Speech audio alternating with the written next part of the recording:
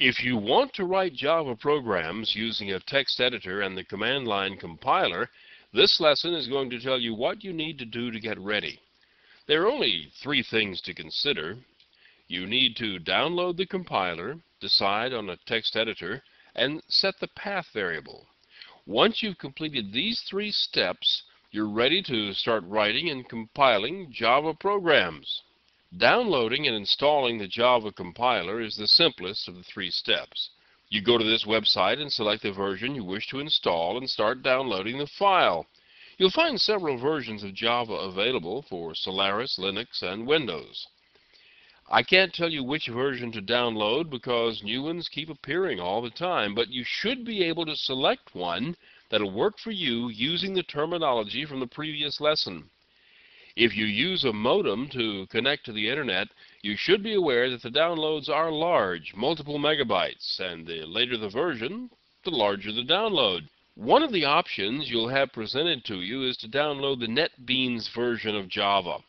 NetBeans is an IDE, so if you're in the process of evaluating IDEs, you probably want to try this one. You can only download one version or the other. It's never a good idea to mix an IDE version of Java with a non-IDE version on the same machine. You wind up with a system that's mixed up and may or may not work, and you really can't trust it. Of course, you can pick one and try it, then uninstall it, and try another.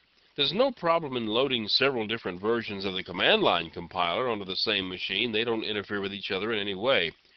Once you have downloaded the file from Sun, you'll need to execute it, and it will guide you through the installation process, which is really nothing more than selecting some options and an installation directory.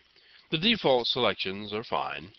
The next thing you'll want to do is decide on your text editor.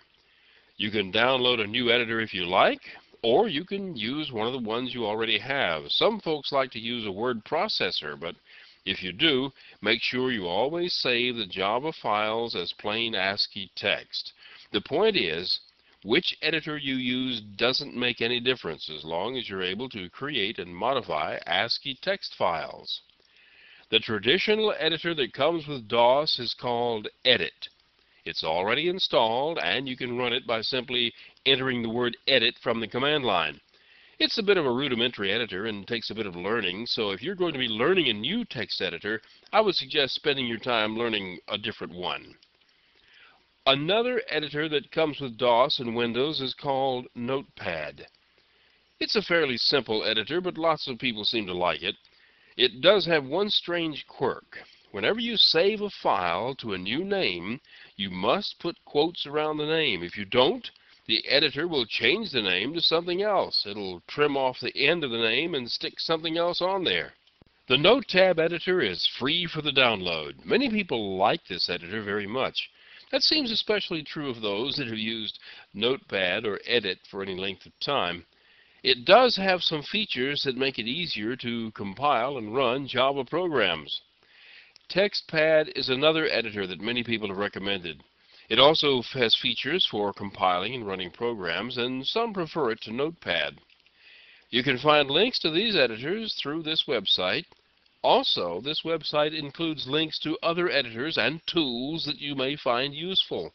I can't list the current state of everything here because it all keeps changing, so if you're exploring for a new editor, go take a look at the current list at this website.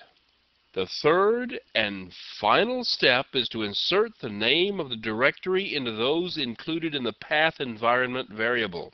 Now, if you're unfamiliar with path, you may want to go and find some documentation that fits with your system to find out what the path environment variable is and how to set it. Simply put, the path environment variable contains a list of names of directories.